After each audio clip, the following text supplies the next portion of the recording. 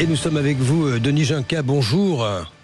Bonjour. Et c'est un pur hasard, hein. Vous êtes expert en démoustication, vous êtes notre lefto de ce vendredi 15 août, vous êtes à la tête de la société, bonjour, hein. Vous êtes déjà sur le pied de guerre contre les moustiques, vous êtes à la tête de la société Génostic en Gironde, d'où êtes-vous, Martillac?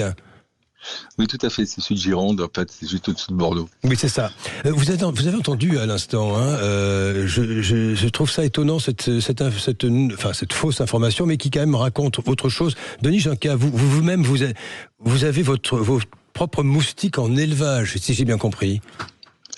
Ouais, mais je m'en sers uniquement pour voir les cycles de reproduction, puis pour tester certains produits que l'on utilise, comme les larbicides et tout ça, comment ça peut fonctionner.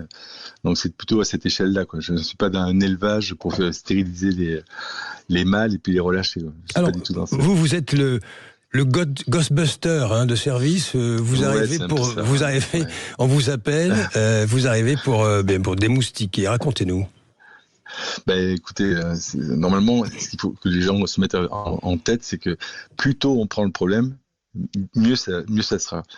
Il faut commencer à traiter les larvicides et les foyers de stagnante dès le mois d'avril, en fait, pour pas qu'il y ait trop de moustiques qui puissent sortir pendant l'été, comme c'est le cas en ce moment, quoi. Avec les grosses températures, les cycles de fécondation peuvent être de l'ordre d'une semaine à 15 jours, donc ça va très très vite. Il y a beaucoup de moustiques, une forte pression en ce moment. Ouais. Vous levez tôt pour intervenir, Denis Ginca?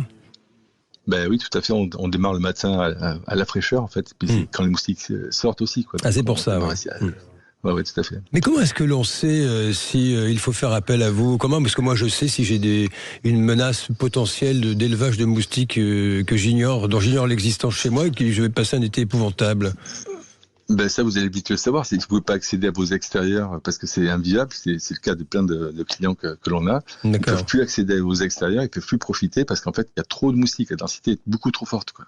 Donc vous sévissez, si je puis dire, dans toute la région bordelaise, hein? Ouais, sur la Nouvelle-Aquitaine, ouais, tout à fait. Ouais. Et il y a une variété de moustiques que l'on retrouve un peu partout là où vous allez? On va retrouver tout le temps les deux grandes familles, ce qu'on appelle le Culex pipien, donc qui est le commun, le moustique commun. Le moustique commun, oui. Commun, ouais, ce que l'on avait depuis le début, les premiers moustiques que l'on avait, avant l'arrivée du moustique tigre qui est arrivé en 2004. Le moustique tigre est récent, hein, ça a une vingtaine d'années cette histoire. Ouais, c'est ça. Hein, ouais, c'est ça, tout à fait. Et en 21 ans, c'est 80 départements qui sont colonisés sur 96, donc on voit bien l'étendue du problème, quoi. Le moustique tigre qui se plaît à la campagne, mais à la ville aussi. Hein. Tout à fait. Ouais. On le trouve partout. Il a presque supplanté l'autre espèce. Quel est le profil de vos clients quand vous arrivez tôt le matin à la fraîche comme ça pour Ghostbusters, hein, j'insiste, pour venir éradiquer un peu tout ça? Écoutez, c'est plutôt bien. Enfin, nous, on essaie d'amener des solutions à des personnes qui ont besoin et des objectifs. Donc, on détermine ça à l'avance. Quels sont vos besoins? Quels sont les objectifs que vous avez fixés? Parce que si vous voulez zéro moustique, ça n'existera pas, en fait. Voilà, ça. On amène c'est des situations de confort, quoi. Donc, quand on arrive chez les gens pour pulvériser, mais il y a d'autres manières de pouvoir capturer les moustiques. Il y a des pièges aujourd'hui. Donc voilà, comme pour ma boîte. Voilà. Mais dites-moi, Denis Ginca, vous n'avez pas toujours fait ça dans votre vie, en réalité. Vous n'avez pas démarré votre carrière jeune dans une longue bataille contre les moustiques. Vous avez fait autre chose, hein? Ouais, tout à fait. Moi, j'étais entrepreneur, si vous voulez. Et puis, en fait, pendant le confinement, on s'est retrouvés à la maison avec des fortes températures comme on a aujourd'hui, enfin cet été. Et c'était invivable chez moi, quoi. Voilà, parce que c'est végétalisé et on a connu ce que c'était que de ne pas pouvoir sortir, quoi. Donc vous nous avez expliqué, hein, vous étiez un ancien expert du marketing des centres d'appel. Ouais, c'est ça. Et pendant le confinement, vous avez une forme de révélation en ce 15 août. C'est plutôt pas mal d'évoquer ça. Vous avez été piqué par les moustiques chez vous pendant le confinement. Vous avez dit tiens, j'ai changé de métier. Ouais, c'est ça. Ouais, tout le monde s'en plaignait, en fait.